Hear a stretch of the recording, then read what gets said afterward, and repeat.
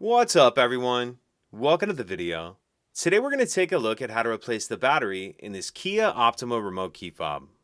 This Kia Optima key fob is going to be for the Optimas that do not have a push button start ignition, and it's going to use replacement battery CR2032. So the first thing we want to do is grab our key fob and go ahead and flip out the key blade.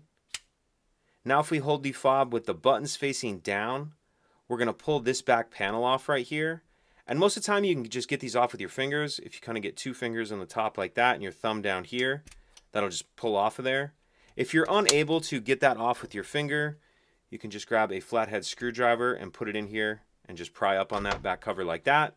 But once you get that back cover off, we see our battery right here.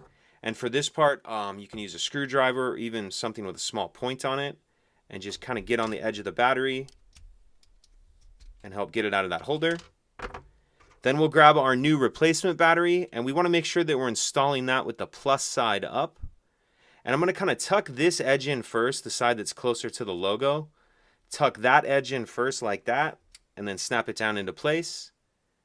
And then we can snap our back cover on. Put our key blade back, and that's it.